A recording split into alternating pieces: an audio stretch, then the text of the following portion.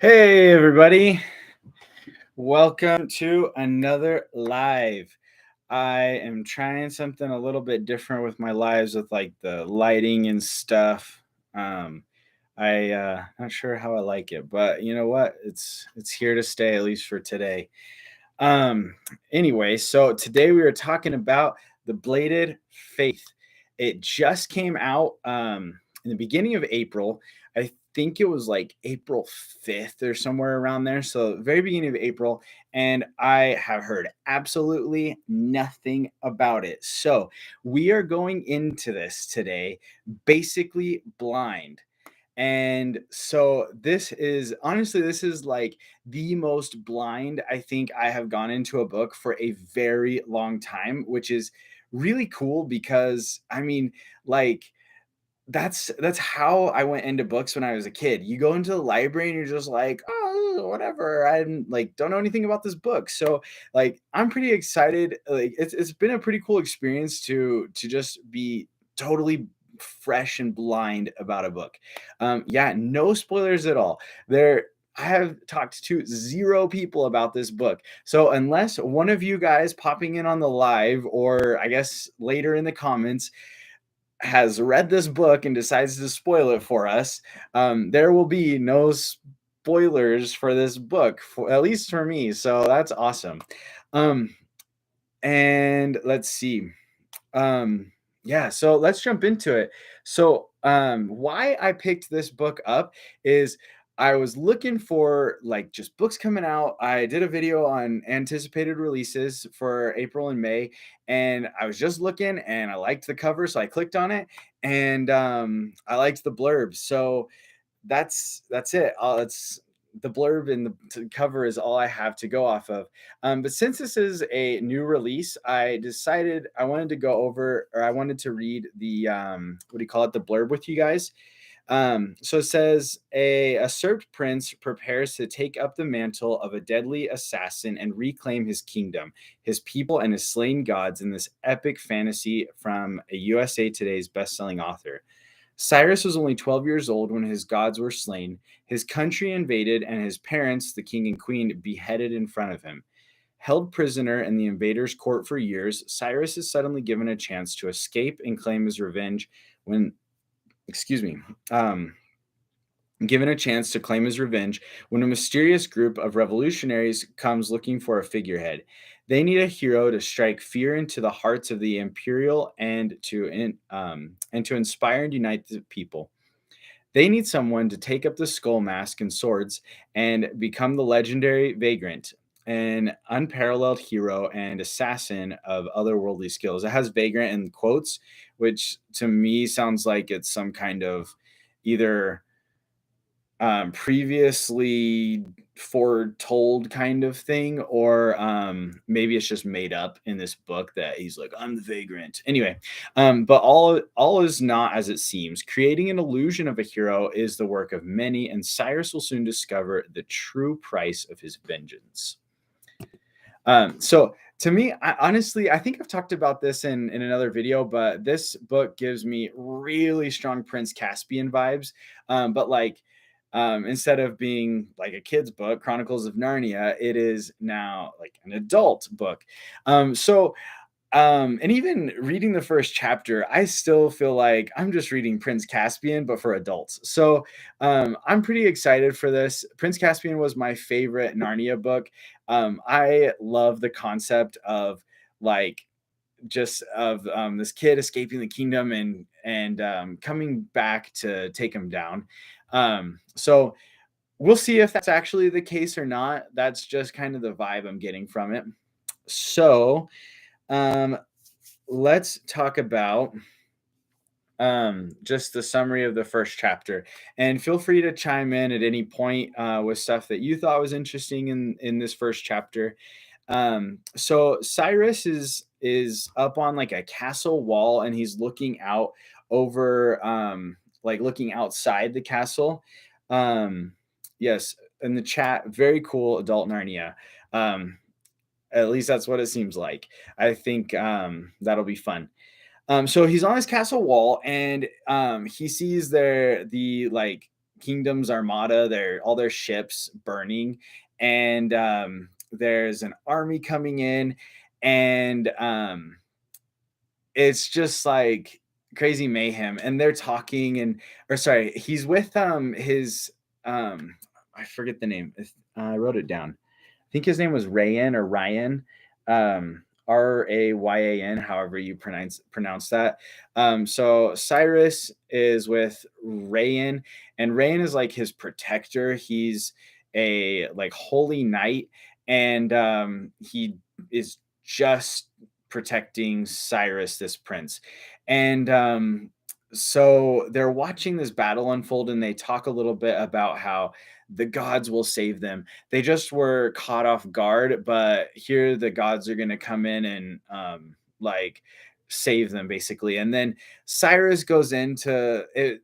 Felt like a really long description about the gods, to be honest, but he goes into this description about these two gods, and you find out that it's like actual gods there in the castle leading armies. When I was starting reading, I was thinking of like Zeus kind of like up in the clouds and the other regions kind of thing, and maybe in another dimension or something, and they would like, I don't know, kind of give some kind of power to the this kingdom. But no, it's actual like breathing gods right there. And so the first one is this butterfly goddess, and she's got like all kinds of crazy colors. And there's also a lion with wings. I'm not sure. Like the butterfly actually sounded pretty butterfly-y, but then the lion also had wings. So I'm not sure exactly like if this is being pulled from some kind of mythology or if it's just the author's creation. But either way, these gods were very colorful and very magical. And so they lead their armies, and they get wiped out, and like right away. And so the gods that this kingdom is relying on are gone, and just mayhem ensues. And um, the let's see. Oh, yeah, the kingdom falls, and the leader of the opposing army steps in, and he says, "Okay, I you guys have lost. I killed your gods. So, here's what's going to happen. Bring me your royals. If you can do that, I will spare your kingdom." So, um because Cyrus, our main character, is the prince, he's like freaking out all of a sudden, of course, and he gets captured, but his protector helps him get away, and he goes into hiding, still in the castle, but he's hiding. No one knows where he's at. And then the king and the queen are brought out, and um, they say, where's the prince? Where's your son? And they say, we don't know. And the king's or this army leader says that's unacceptable. And like as soon as he says that's unacceptable, the prince says, I'm here, I'm right here. And the army guy slits their throats, knocks their heads off right there in front of him. And while he was like coming out of hiding, and so now everybody knows where he's at, and he gets pulled into, and instead of being able to escape, and this leader, his name is Magus, he or Magus, I'm not sure, he says, "Okay, I'll spare you, but you're my hostage," basically to the prince. So, and that's where the chapter ends. We end it with Cyrus, Prince Cyrus, or formerly Prince Cyrus, in a hostage situation. So let's jump into like thoughts and feelings about this first chapter. So something I have really only one like negative thing to say, and I'm just gonna get it right off my chest. Something about the voice is not gelling with me, and I have a few guesses of what's kind of bothering me, and but I'm not sure exactly what it is that's kind of twisting the voice for me. Um, but I don't feel very grounded with Prince Cyrus. I actually like I don't have a clue what age he is. He could be anywhere from a like I don't know, 5-year-old, I don't think he's 5, but to like a 20-year-old. I really am not sure how old this guy is at all. And I felt like his relationships were really connected to or sorry, his personality was really based on his heroes, his protector, his gods, his parents. So I'm kind of guessing he's younger, maybe 10. But there's nothing to help me like really figure that out. Not even like a height difference. Like somebody comes after him and they're huge and he's this tiny little kid. Like you don't get any of that. So I don't feel very grounded with this main character. And I think that could be why I am not sure about the voice. There's two other possibilities. Another possible reason for like me feeling weird about the voice is that the majority of this scene was from him being on top of the castle watching this scene unfold. And it might just feel like kind of a disconnect. And then the third possible reason why I'm not gelling with the voice is that there was a large or one or two larger sections of exposition where we're like being told stuff about the world, or there was even one point where the action felt like an exposition. So that could be a third reason why I'm not really gelling with the voice. I do think that this is not really necessarily a reason for me to, I guess it's not a big concern right now, but I guess it could become a problem in the future. So I'm like, as I read, if I decide to read this, I will be kind of keeping an eye out, and it could potentially be a reason to DNF, but I don't know if it is right now. Yep, show don't tell. That's very true. Um, there definitely needs to be a balance of telling. It's nice when an author just tells you stuff sometimes, but yeah, hopefully it won't become a problem that it's just like a lot of telling throughout. I do want some showing at some point. But so that is my only big complaint. Let's see. I did already say that. Oh, so I am very excited about the villain. Or at least the villain that I'm assuming we're going to have. The main villain seems to be the emperor of this kingdom or whatever you call it. And he wasn't in this chapter, but we get like a little description of him that he calls himself the god incarnate. Like he is the god, cooler than all the other gods. Like my god will beat up your god, except I'm the god, I will beat up your god. So that to me sounds really exciting, especially to have this main character kind of grow up and then go and face a god. Sounds just sounds pretty epic. So I'm pretty excited about this villain and where it could take this story. Predictions, I feel like some of these predictions are just because I feel like this is Prince Caspian all over again.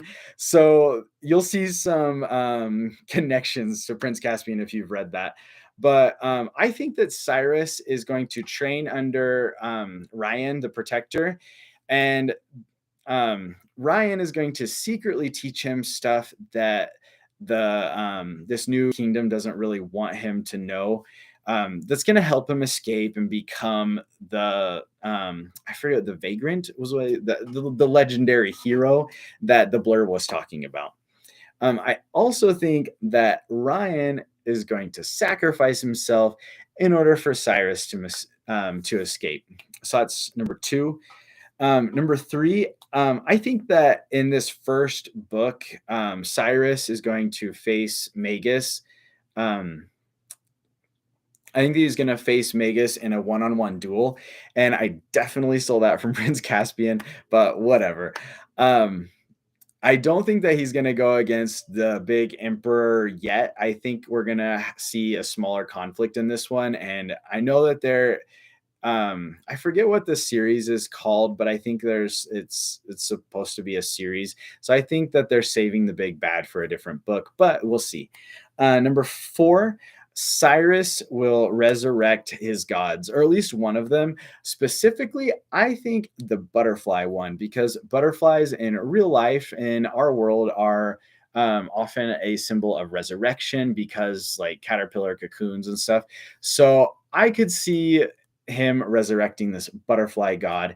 And that could also be another like cue back to Narnia because Aslan and there's a lion god in this one too. So I don't know. We'll see. Finally, my last prediction is that Cyrus will become a Robin Hood type character, but he's going to be murderous and angry, not like, let's give money to the people. Yay, love life and money. I think he's going to be just a straight up piece of work, just killing the enemies. Um, so, last but not least, I got to give yay or nay to this book based on the first chapter. And I think my answer is right smack dab in between. I feel like this is a when I get around to it book. Um, but if this video gets 10 likes, I'll move it up to the top of my TBR. I know we're shooting so high with 10 likes, but yeah, there's a high bar on this channel for likes. But yeah, so that's it for I just forgot the name of the book, The Bladed Faith. Couple announcements. Next week's first chapter test is going to be Pride and Prejudice and Zombies. I'm really excited for this twist to a classic. It's by Seth Graham Smith and Jane Austen.